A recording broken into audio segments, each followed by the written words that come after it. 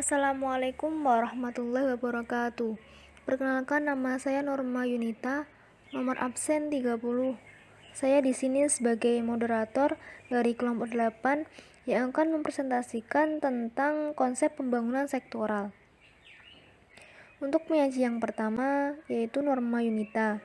Dilanjutkan penyaji yang kedua Yufilia Nurhayati, dan untuk penyaji yang ketiga Betty Melinda, dan penyaji yang terakhir yaitu Nia Anggun Nurmala. Untuk penyaji yang pertama, Norma Yunita, saya persilahkan.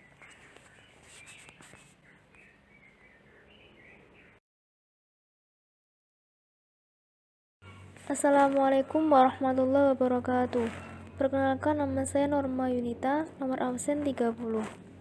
Sini saya akan menjelaskan tentang pengertian sektor. Sektor adalah kumpulan dari kegiatan-kegiatan atau program yang mempunyai persamaan atau ciri serta tujuan. Atau bisa diartikan juga dengan komponen-komponen dalam struktur perekonomian.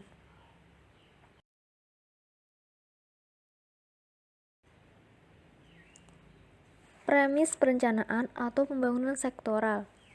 Perumusan keadaan pembangunan sektoral yang dapat memberikan gambaran mengenai eksistensi dan peranan sektor pembangunan tertentu menjadi leading sektor bagi pembangunan sektor lainnya dan sektor yang menjadi skala prioritas. Memproyeksikan sasaran pembangunan sektor dalam rencana sasaran pendapatan nasional yang sudah direncanakan.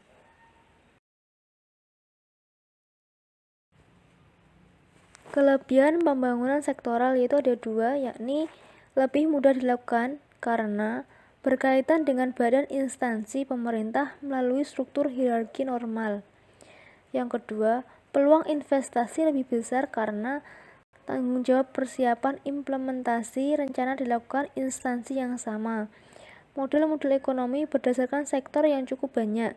Sarana untuk mendorong pembangunan sumber daya yang efektif, tidak menyebabkan terganggunya stabilitas sosial dan keamanan suatu bangsa.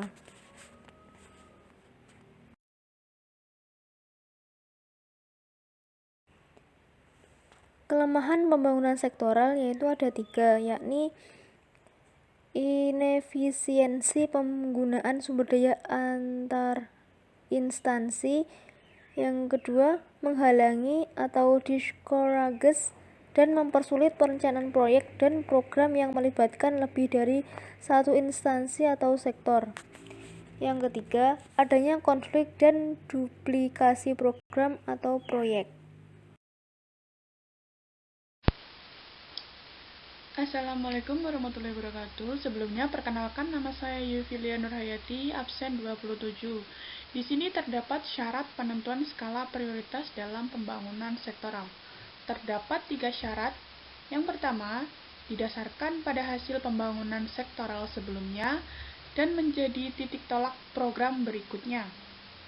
Yang kedua, didasarkan pada kenyataan objektif daerah seperti kebutuhan, potensi, keterbatasan, kemampuan, kemudahan, dan karakteristik daerah. Sedangkan yang ketiga, dapat dirumuskan secara kuantitatif dan nyata, sehingga mudah diukur namun tetap sederhana dan jelas.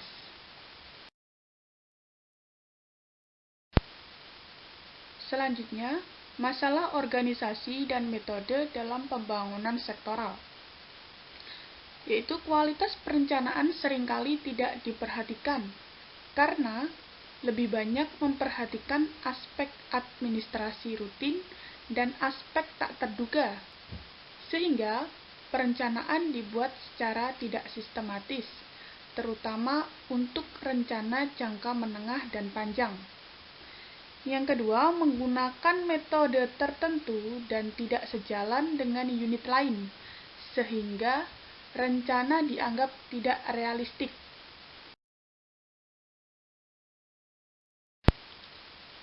Konsekuensi masalah organisasi dan metode dalam pembangunan sektoral.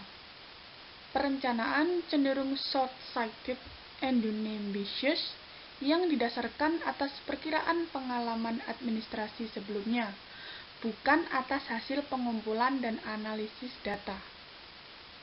Over-ambitious juga tidak diterima oleh pelaksana.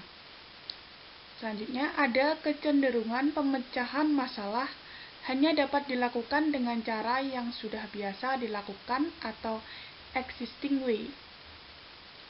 Selanjutnya, perkiraan biaya tahunan didasarkan atas perkiraan penerimaan dana tahun lalu, bukan berdasarkan optimalisasi biaya untuk mencapai tujuan tertentu.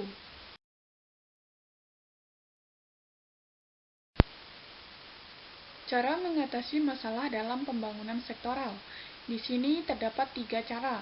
Yang pertama, diperlukan koordinasi antar instansi agar perencanaan yang dibuat dapat sejalan dengan perencanaan sektor atau instansi lainnya.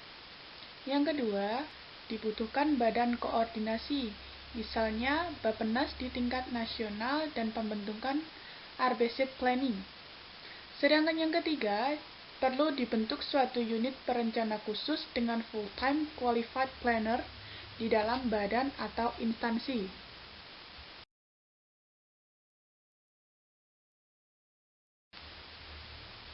Selanjutnya, di sini terdapat pembangunan sektor pokok dan derivasinya.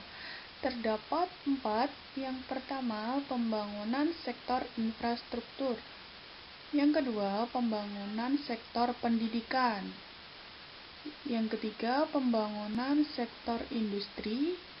Dan yang keempat, pembangunan sektor pertanian. Selanjutnya, di sini terdapat pembangunan sektoral infrastruktur, merupakan kebutuhan publik atau public goods. Pemerintah merupakan pihak yang dominan dalam penyediaan, namun karena keterbatasan, swasta diharapkan berperan.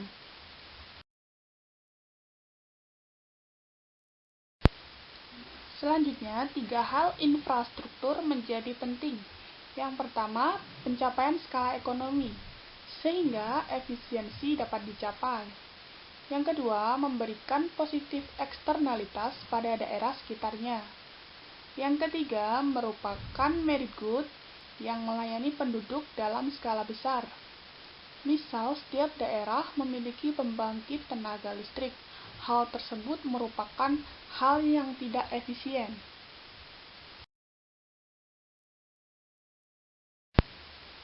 Di sini terdapat kerjasama antar daerah dalam infrastruktur.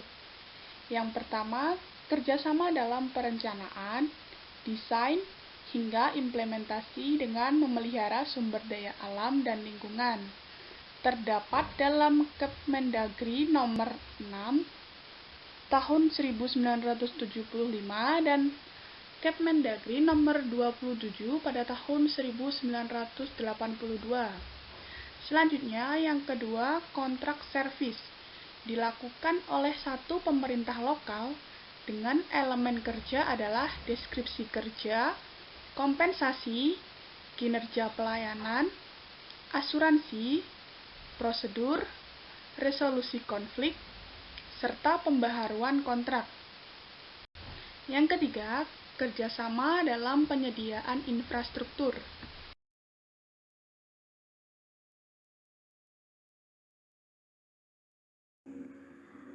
Untuk selanjutnya, ada kerjasama pemerintah swasta dalam perencanaan infrastruktur. Menurut Kepres nomor 7 tahun 1998, intinya, infrastruktur penting untuk pembangunan daerah dan nasional. Kemudian, kemampuan pemerintah terbatas, misalnya transmisi dan perindustrian tenaga listrik, distribusi gas alam, pengelolaan dan pengangkutan gas bumi. Kemudian ada pengelolaan air dan limbah, sarana pengangkutan barang dan penumpang, dan yang terakhir ada jalan, jembatan, dermaga, dan bandara.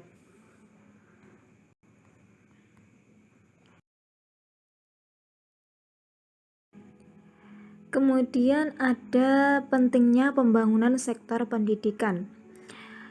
Pentingnya pembangunan sektor pendidikan yaitu ada meningkatkan efisiensi, dan efektivitas pengelolaan pendidikan. Kemudian yang kedua ada diperlukan untuk menjawab tantangan dan kebutuhan masyarakat sebagai dampak dari perkembangan kemajuan iptek sementara sumber daya pendidikan terbatas.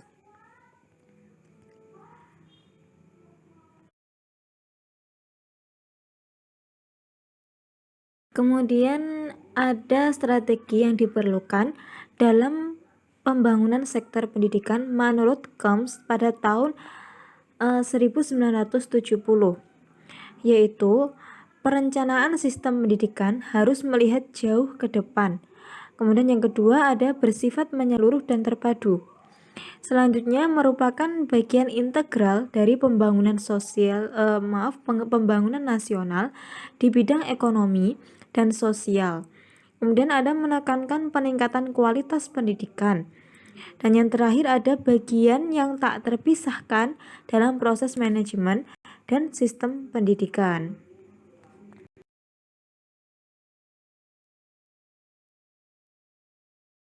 Yang selanjutnya ada kriteria perencanaan pembangunan sektor pendidikan. Perencanaan pembangunan sektor pendidikan yang pertama ada tidak bertentangan dengan kaidah dan keyakinan agama yang diakui suatu bangsa. Selanjutnya, tidak bertentangan dengan ideologi negara, harus didukung oleh kemampuan dan pertumbuhan ekonomi dan kemampuan finansial suatu bangsa.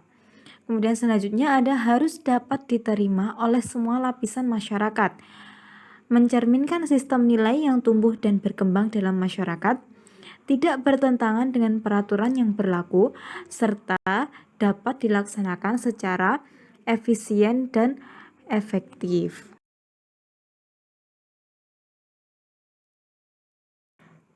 Sekian presentasi dari kelompok 8. Apabila masih banyak sekali kekurangan dan kesalahan, kami mohon maaf yang sebesar-besarnya. Terima kasih, semoga bermanfaat. Wassalamualaikum warahmatullahi wabarakatuh.